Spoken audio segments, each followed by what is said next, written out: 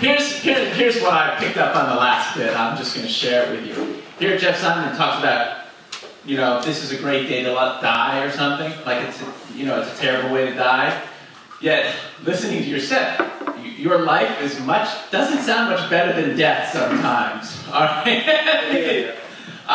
Anyway, I just wanted to say that you missed your time because 100 years ago you would have been a great sort of frontier doctor, sort of scoping out like the little house on the prairie on a horse, giving like potions and leeching people. All right, now coming to the stage. I got to get his name because he has a new name every week. Baloney Danza or Jude Diamond Phillips. Let's bring up both of them, one and the same.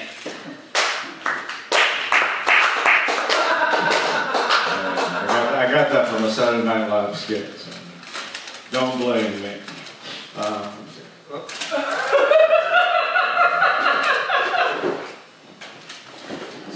Okay, what's the worst thing you ever did up here? What's the worst thing you ever did? The worst joke you ever told? The worst, most embarrassing, humiliating bomb you ever did? Well, part of one of my first sets was deep-throating the microphone. That was a big mistake.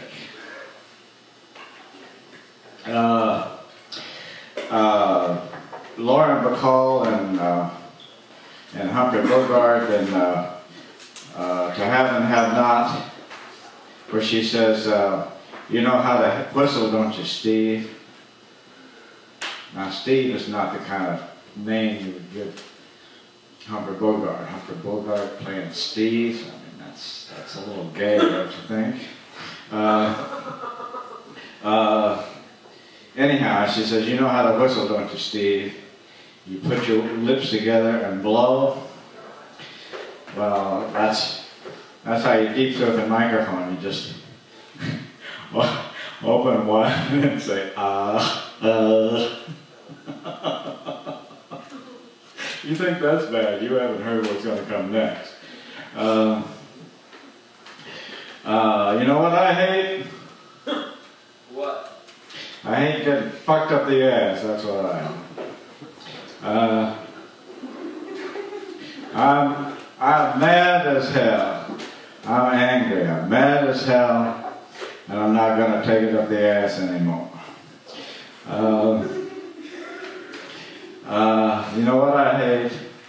I hate being treated like shit. I hate being treated like a second-class citizen. You think you're funnier than me? You think you're funnier than me? Osama. And nobody's defending Osama, so I thought I would do that. Nobody else is doing that, so I thought, well, I'll do it. Osama says, you can suck my dick if you want to, and you can fuck me up the ass. Come on, line up around the room and fuck me up the ass. I feel sorry for Osama, I feel sorry for Saddam, I feel sorry for Tim McVeigh, I feel sorry for all of them. I think Obama killing Osama is just politics. You know, it reminds me of Lincoln freeing the slaves. The Emancipation Proclamation, it was just a political move. Lincoln didn't build his career as an emancipator, is what I'm saying. A brilliant political move, but that's what I think.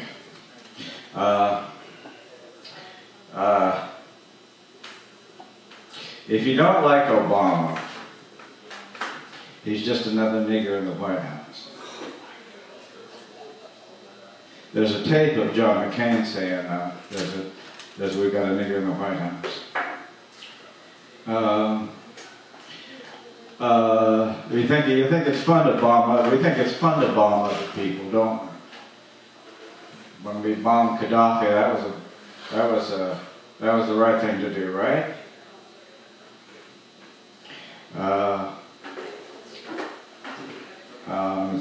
Do I have anything else? I just wanted to see if I could get away with that. All right, thank you, bye. That's it.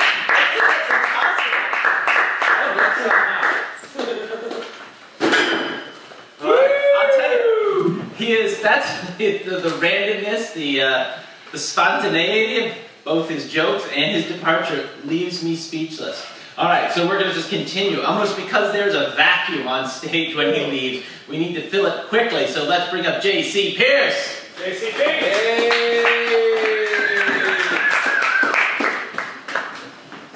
Am I the only one who's uncomfortable right now? No. Wow. Holy shit, the racism. Oh, wow. I talked to my grandma yesterday, who's also a racist. I think she believes what you just said about Lincoln. She still calls black people colored. It was, that was uncomfortable as well. I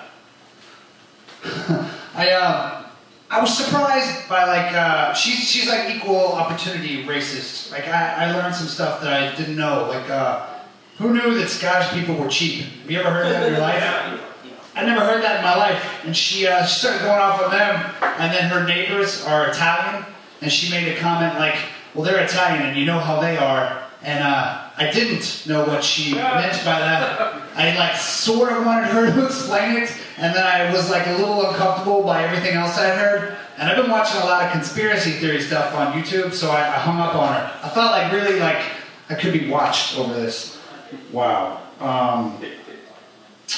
I don't even know where I was going to go.